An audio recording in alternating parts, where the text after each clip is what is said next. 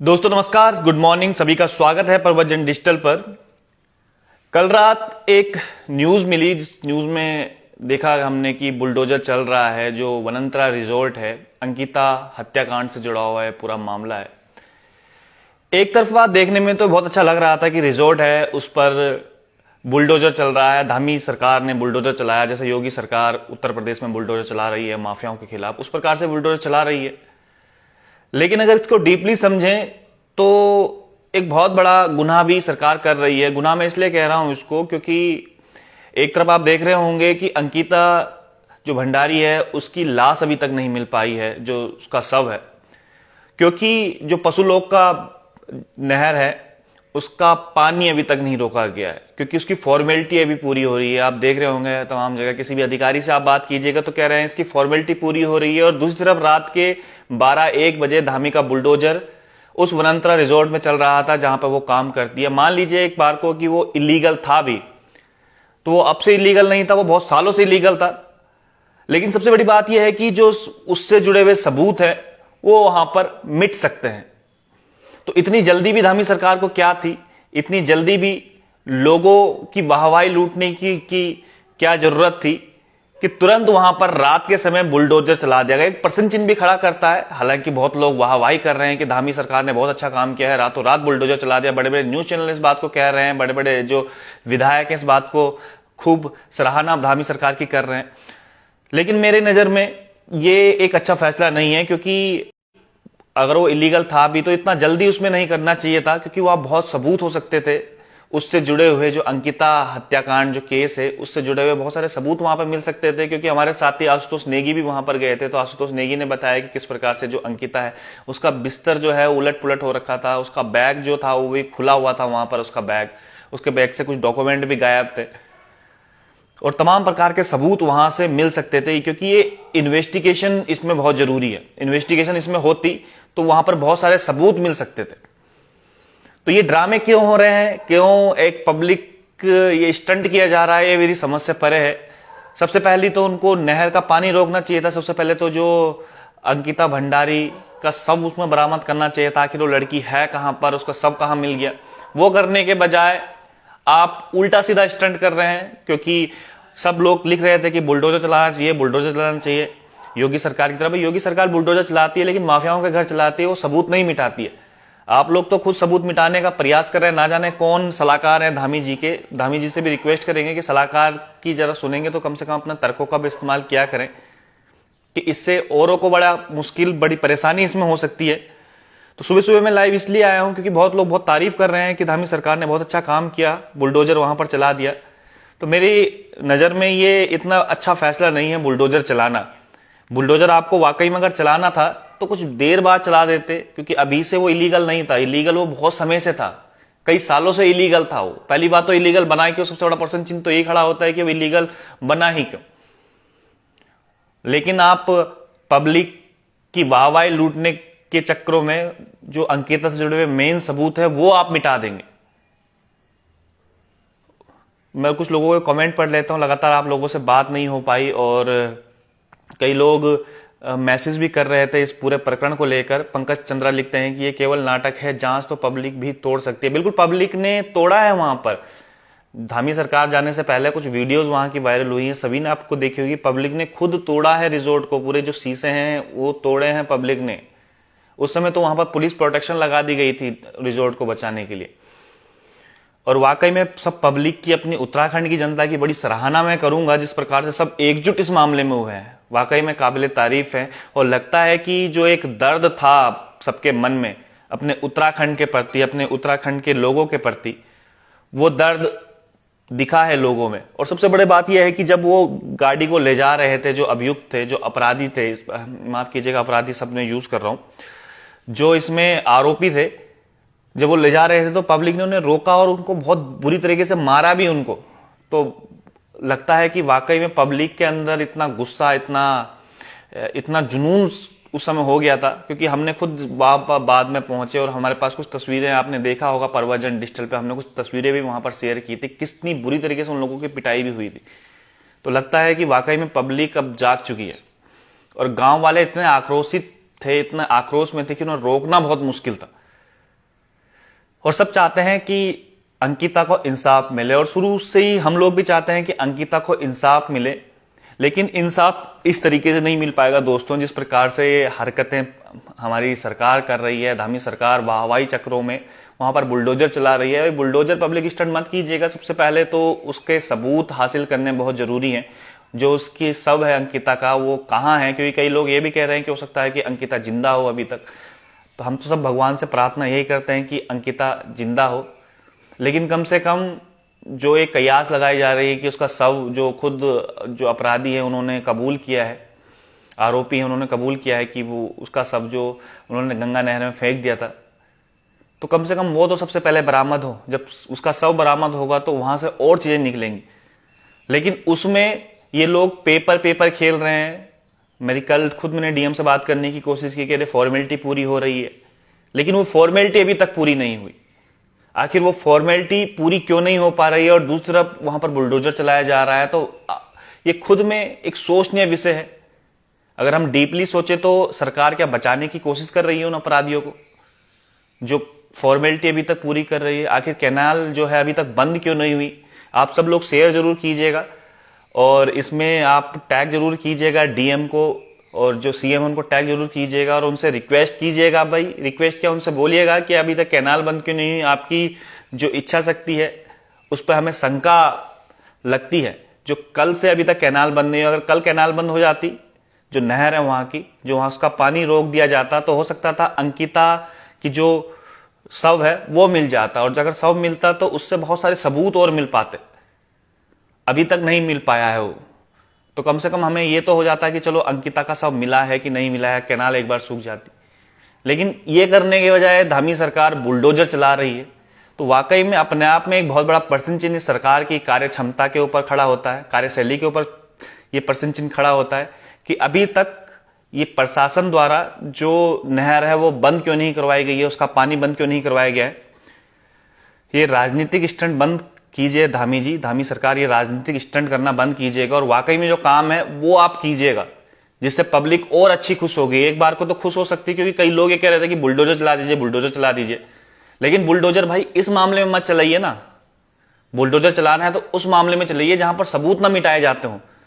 जनता आपकी प्रशंसा करेगी, खूब आपको वाहवाही करेगी, जैसे योगी सरकार की वाहवाही करती है, योगी जी की वाहवाही करती है, वैसे आपकी भी वाहवाही करेगी। लेकिन अपना बुद्धि का, अपनी तर्कों का इस्तेमाल कीजिएगा, आप सबूत मत मिटाइएगा। ये सबसे बड़ा सवाल ये, क्योंकि कल मैंने जब देखा, जैसे ही लोग बहुत तारीफ कर रहे थे कि बुलडोजर चला दिया, बुलडोजर चला दिया, लेकिन वो बुलडोजर नहीं, वहां पर उसके सबूत मिटाए जा रहे थे। तो कम से कम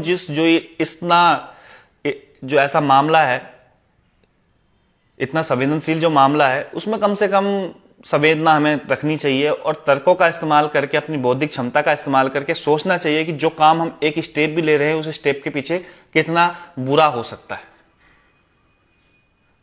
विनोद सिंह बिजली लिखते भगवान करे जिंदा मिले। हम यही चाहते हैं कि भगवान करे कि अंकिता, अगर 1%, 0.1% भी संभावना हो कि वो जिंदा हो, तो भगवान करे कि ये सच हो। लेकिन कम से कम जो अभी तक कयास लगाई जा रही है, उसके जो सब कहा जा रहा है कि जो खुद आरोपी ने बोला है कि उसके सब को उन्होंने गंगा नहर में फेंका है, तो कम से कम वो सबसे पहले ढूंढने के, प्रथम जो हमारी प्योरिटी होनी चाहिए, तो सब ढूंढने की होनी चाहिए, प्राथमिकता जो हमारी होनी चाहिए। सोमनी लिखते हैं विजय भाई काइंडली शेयर योर मोबाइल। मैं कर दूंगा, आप मैं मैसेज में देखिएगा, वहां पर मेरा मोबाइल नंबर लिखा है। आशीष आज लिखते हैं कि बेटे के साथ साथ अगर बाप पर भी डंडे पड़े तो सबूत जल्दी से जल्दी बाहर आएंगे। क्योंकि हमें सबसे ज्यादा संदेह इसलिए हो रहा है, जितने भी हमारे लोग अभी देख रहे हैं, संदेह इसलिए हो रहा है क्योंकि वो खुद आरएसएस से जुड़ा हुआ है, विनोद आर्य है, खुद आरएसएस से जुड़ा हुआ है, बीजेपी में राज्य मंत्री रह चुका है, उसका जो भाई है अभी करंट में राज्य मंत्री है।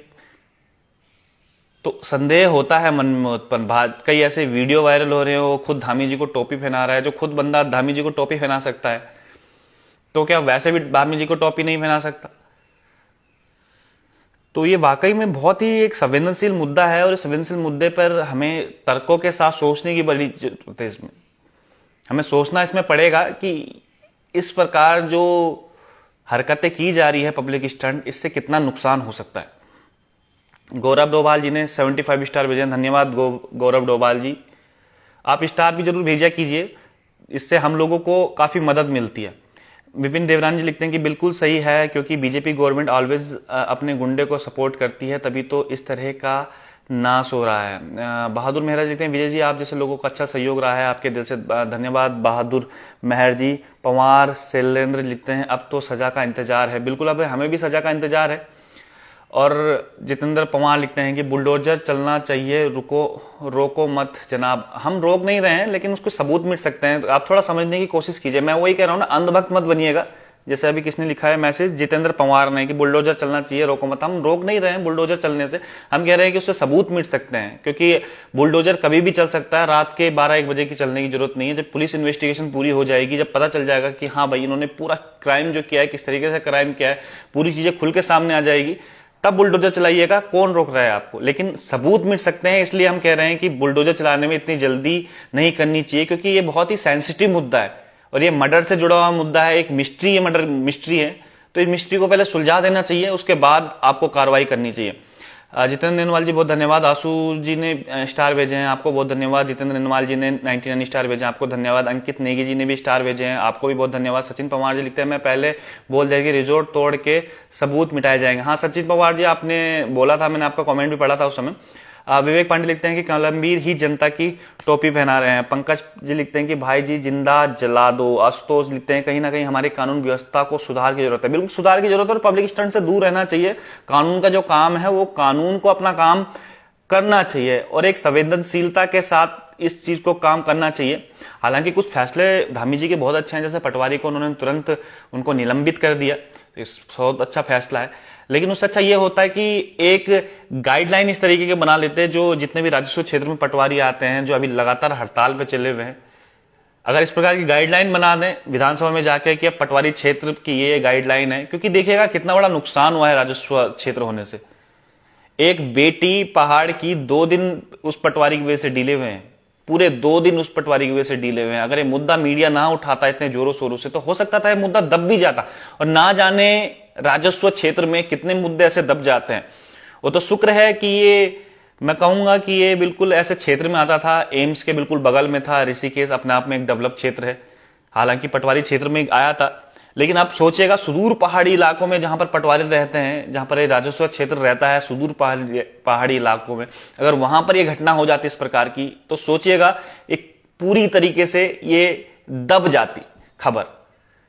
तो इसलिए कहते हैं कि अगर आपने उसको निलंबित किया था, बहुत आपका स्वागत योग्य फैसला है। लेकिन अब नेक्स्ट स्टेप आप ये उठाइएगा, जो राजस्व क्षेत्र जितने पड़ते हैं, ऐसी एक गाइडलाइन लेके आ जाइएगा, विधानसभा में पारित करवाइएगा, ताकि किसी को ये परेशानी ना हो। जो पुलिस का काम है, पुलिस को पुलिस का काम करने दीजिएगा, इसको हटाइएगा, इसमें चेंजेस कीजिएगा। तो हो सकता है कि आगे से कोई हमारी अंकिता भंडारी जैसी बहन इस चीज का शिकार ना हो। अजय जी बहुत बहुत धन्यवाद, आपने 99 स्टार दिए। हरीश रावत जी आपने भी 75 स्टार दिए। त्रिलोक जी भी कहते हैं पहले सबूत कर लिए जाते तो अच्छा होता। बिल्कुल यही बात हम लोग कर रहे हैं, क्योंकि कई लोग बहुत तारीफ कर रहे हैं, वाहवाही कर रहे हैं, लेकिन वाहवाही करने से पहले अपना दिमाग का ढक्कन जरा खोलिएगा और सोचिएगा कि क्या नुकसान इसके हो सकते हैं। रमेश पयाल जी लिखते हैं भाई जी आपको बहुत बहुत धन्यवाद, आप भी सभी को। भाई रेखा आर्या जी, सचपाल आर्या अभी तक मौन व्रत में क्यों है? वोट मांगने आएंगे तब शायद ये मौन व्रत खुलेगा, अभी वोट का समय नहीं हुआ इसलिए शायद चुप होंगे। सहदेव थपलियाल जी लिखते हैं वो वीआईपी कौन थे, कहां से आते थे वो वीआईपी? हाँ, ये भी पता लगाना बहुत जरूरी है। जो वीआईपी की बात की जा रही थी कि एक्स्ट्रा सर्विस उनको दी जाएगी, उस वीआईपी का पता लगाने में जरूरत है, कौन है वीआईपी है। आपने सुबह थपलियाल जी बहुत अच्छा सवाल आपने किया है। इस वीआईपीओ का पता लगाना भी बहुत जरूरी है, जिसका शिकार आज हमारी अंकिता भंडारी, उत्तराखंड की बेटी, उत्तराखंड की बहन आज इसका शिकार जो हो गई है इन वीआईपीओ के चक्कर में। ये वीआईपी वाला चक्कर भी बहुत खतरनाक मुझे लग रहा है। देवेंद्र प्रतुड़ी लिखते हैं पटवारी को भी सजा मिलनी चाहिए और उसको जल्द से जल्दी बर्खास्त किया जाना चाहिए। बिल्कुल, निलंबित उसको कर दिया है, बर्खास्त भी उसको किया जाना चाहिए, क्योंकि उसकी वजह से 2 दिन पूरा लेट हुआ है। हो सकता है कि केस को दबाने की भी कोशिश की जा रही थी शुरुआत में।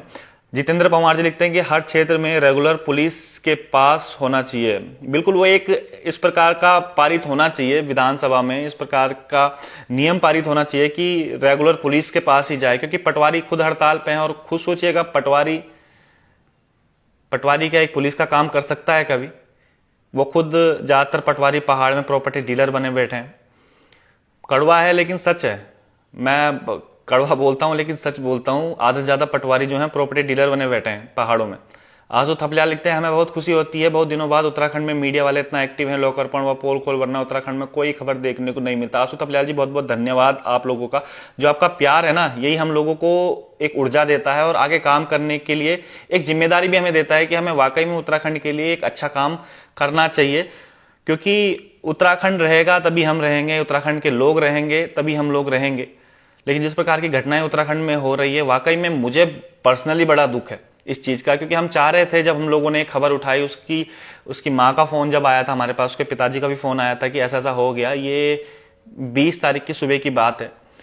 और जब मैंने सुना तो मैं दंग रह गया कि एक लड़की जो गायब है, पिछले 18 तारीख से वो गायब थी। उस समय मेरे ख्याल से 18, 19, 20 तीसरा दिन था उस दिन। कह रहा हमारी बेटी 3 दिन से गायब है, हमें कल पता चला है। तो मुझे बड़ा शौक लगा कि 3 दिन से गायब है और अभी तक कुछ पता नहीं। उसके बाद फिर वो पौड़ी के थे। पौड़ी मैंने कहा चलो आप डीएम के पास आइएगा। आशुतोष भाई साथ में थे और आशुतोष भाई के वो गांव से थी, डोब श्रीकोट एक गांव था। तो आशु भाई को जब मैंने बताया कि डोब श्रीकोट का कोई इस तरीके का मामला आ रखा, तो वो बड़े चौंक है कि ये तो मेरा गांव है। तो जब उस गांव से हमें पता चला, फिर आशु भाई ने बात करी, तो उनके भी रिश्तेदार हैं आपस में, उनकी आपस के परिवार की बेटी है। तो हम लोग फिर डीएम के पास गए और उसकी माँ की आप हालत देखते ना, डीएम मेरे ख्याल से उस दिन कोटद्वार थे, उसकी माँ की आप हालत देखते ना, वाकई में आपके आंखों में आंसू आ जाते।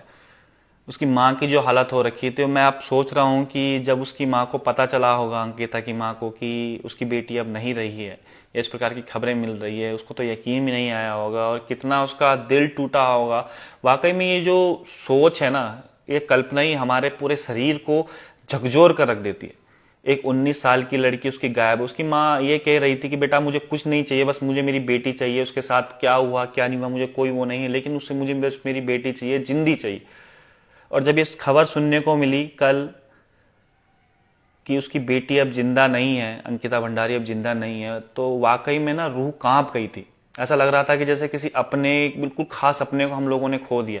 क्योंकि हम लोग ये एक्सेप्ट कर रहे थे कि कुछ भी हो, वो लड़की जिंदा हो। पर तो आंखों से मतलब ऑटोमेटिकली हमारे आंसू निकल रहे थे। सोच रहे थे कि ये हो क्या गया, ये किस तरीके से ये उत्तराखंड में हो गया है। और उसके बाद जब हमें पता चला कि भाई इस तरीके से वो घटना हो गई है, वो 3 लड़के भी पकड़े गए हैं, तो तब जाके हल्की सी राहत मिली। तो कम से कम वो पकड़े तो गए। लेकिन सबसे ज्यादा आप ये देखिएगा, आपने परवजन डिजिटल पे जिस समय हम लाइव कर रहे थे, वो देखा होगा कि उसके फादर जो विनोद आर्या थे, जो पूर्व राज्य मंत्री थे, वो आए चुपके से। ये ऑफ कैमरा में बात बता रहा हूं आपको। जब वो आए चुपके से, तो वो अंदर आए तो एक चाय बोली गई। उनको कहा गया कि भाई एक चाय लेके आओ। तो मुझे सुनने में आया, आशु भाई वगैरह सब हम साथ में थे उस समय, रात के समय, कि एक चाय लेके आओ। तो उस समय हमें लगा कि जो एक आरोपी है, वो एक राज्य मंत्री का बेटा है, वो जैसे ही चुपके से रात के समय आता है, 9 मेरे ख्याल से 8-9 बजे का समय होगा रात के, काफी लेट हो चुका था, और कह रहे हैं कि इसके लिए चाय लेके आओ। और एक उस बेटी का बाप, जो 3 दिन से उसने ना कपड़े बदले थे, ना ढंग से खाया था, ना ब्रश किया था, ना मुंह उसने धोया था, 3 दिन से चौकी के चक्कर मारे जा रहा था, कभी पटवारी के चक्कर मारे जा रहा था, कभी इस चौकी से कभी उस चौकी, उसको किसी ने एक पानी तक नहीं पूछा। और जो अपराधी, जो आरोपी का जो बाप आया, उसे तुरंत कहा जाता है कि चाय लेके आओ। तो ये बात हमें बिल्कुल भी नहीं पची। तो तुरंत हम लोग अंदर घुस गए। वो तो गनीमत से उस समय चाय नहीं आई थी, और ना चाय भी हम दिखाते और उनसे सवाल पूछते, जो पुलिस के कर्मचारी थे, इसको चाय किस बात की पिलाई जा रही, क्या आपने चाय उनको भी पूछा, जो आरोपी के पिता हैं, माफ कीजिएगा, जो अंकिता के पिता हैं, क्या आपने उनको भी चाय पूछा? और उनको बैठा के चाय पिलाई जा रही थी। तो इस प्रकार का सिस्टम को हमें बदलने की जरूरत है कि एक आरोपी है, उनको चाय पिलाई जा रही है और उसके बाप कह रहा है नहीं नहीं मेरा बेटा तो बिल्कुल। जब हमने कहा भाई मीडिया के सामने बयान तो दीजिए, क्यों चुप चुप के फिर रहे हैं, तो कहा कि चलो, हमने जबरदस्ती उनके सामने कैमरा खोला और फिर उनसे पूछाया जबरदस्ती। वो कह रहे नहीं नहीं मेरा बेटा जो है वो पाक साफ सुथरा है, बिल्कुल सही है। हमने पूछा भी, जब पाक साफ सुथरा है तो क्यों रात के समय आप मुंह छुपा के आ रहे हो, अपने बेटे को क्यों नहीं लेके आ रहे? अब क्या करें, वो बाप था, लेकिन बाप था, बाप के साथ साथ वो एक जिम्मेदार नागरिक भी था, एक राज्य मंत्री भी था पूर्व। उसे खुद अपने बेटे के कान पकड़ के पुलिस स्टेशन लेके आना चाहिए था, क्योंकि ये कोई छोटा मोटा अपराध नहीं है। एक बेटे की हत्या इसमें हो गई, और हो सकता है हत्या के साथ साथ उन लोगों ने रेप भी किया हो, उन लोगों ने इतना मानसिक उत्पीड़न उसका कर दिया हो, कुछ भी हो सकता है इसमें आगे।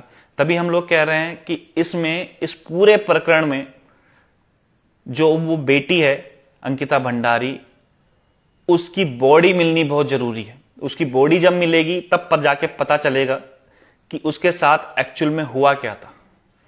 लेकिन यहां पर हो उल्टा रहा है, यहां पर बुलडोजर चला दिया जा रहा है। जहां पर कुछ सबूत बाकी होंगे वहां पर बुलडोजर चला दिया जा रहा है। कैनाल जो है अभी तक पशुलोक वाली, उसको बंद नहीं किया जा रहा। ऑन द स्पॉट जहां पर उसकी जो घटना थी, जहां पर उसको फेंक दिया गया था नहर में, वो हमने भी आपको दिखाया। वहां पर कितना ज्यादा पानी था, आपने खुद ही देखा होगा। एसडीआरएफ की टीम लगी हुई है सुबह से, लेकिन उन्हें कुछ मिल नहीं पा रहा। और जब उनसे पूछा गया भाई मिल क्यों नहीं पा रहा है, कि ना पानी बहुत ज्यादा है, अभी तक ऑर्डर नहीं हुए। तो ये बात बड़ी चुभती है कि एक तरफ आप ऑर्डर का इंतजार कर रहे हैं, ऑर्डर ऑर्डर कह रहे हैं, अभी कागजी कार्रवाई पूरी नहीं हुई है, और दूसरी तरफ आप बुलडोजर आप ले आ रहे हैं, क्या उसकी कागजी कार्रवाई पूरी हो गई है? किसी का मकान तुड़वा के आप देख लीजिएगा, इलीगल हो तो सालों बीत जाते हैं, वहां पर कागजी कार्रवाई पूरी नहीं हुई। तो शक मन में कहीं उत्पन्न होता है कि इस प्रकार की हरकतें ये सरकार क्या जानबूझ के कर रही है, कि केवल ये पब्लिक स्टंट है, पब्लिक को दिखाने के लिए कि एक तरफ जहां पर पब्लिक जिससे खुश हो जाए, कहे कि हाँ चलो धामी जी का बुलडोजर, योगी जी की तरह धामी जी का बुलडोजर। लेकिन महोदय ये ध्यान रखिएगा कि आप बुलडोजर किन परिस्थितियों में चला रहे हैं और कब चला रहे हैं, सबसे बड़ा सवाल ये उत्पन्न होता है। तो दोस्तों, आज सुबह सुबह लाइव आया हूं, मकसद यही था कि सबसे पहले उस बेटी को इंसाफ मिले, और आप सब लोग शेयर करके ये सवाल जरूर पूछिएगा। जितने भी लोग अभी 795 के आसपास लोग देख रहे हैं, तो सवाल पूछिएगा कि अभी तक वो गंग नहर जो है उसका पानी बंद क्यों नहीं हुआ, कौन सी ऐसी फॉर्मेलिटी है जो पूरी नहीं हो पा रही है। क्योंकि आज का सबसे बड़ा मुद्दा हमारा ये रहने वाला है कि सबसे पहले अंकिता भंडारी की बॉडी हमें चाहिए। अगर वो बॉडी है, कम से कम उसका ढूंढने का प्रयास हमें करना चाहिए। इस तरीके से केवल और केवल हवा में काम नहीं चलेगा। एसडीआरएफ की टीम एक नाव लेके जा रही है, उन्हें ढूंढ रही है, आगे कुछ मिल नहीं पा रहा है। कम से कम आप उस कैनाल को बंद कीजिए, उसका पानी बंद कीजिएगा, तब जाके वो बॉडी मिले, और तब जाके पता चल पाए कि एक्चुअल में उस बॉडी के साथ क्या हुआ था। जब बॉडी मिलेगी तभी तो पूछ पता चलेगा। आप सब लोग शेयर जरूर कीजिएगा, और सबसे बड़ा सवाल यही पूछेगा आज के समय में कि वो कैनाल अभी तक बंद क्यों नहीं हुई, और बुलडोजर क्यों चलाया जा रहा है, क्यों सबूतों को मिटाने का प्रयास किया जा रहा है। आप सब लोग इस बारे में क्या सोचते हैं, कमेंट जरूर कीजिएगा, और बताइएगा कि पूरे प्रकरण के पीछे आपका नजरिया क्या है, किस प्रकार से आप देखते हैं जो बुलडोजर से लेकर और अभी तक जो कैनाल ना बंद करने तक का ये एक फैसला है, वो कितना सही है और कितना गलत है। तो आज के लिए इतना ही। आप देख रहे थे आपका अपना प्रवचन डिजिटल। नमस्कार, जय हिंद, जय भारत, जय उत्तराखंड।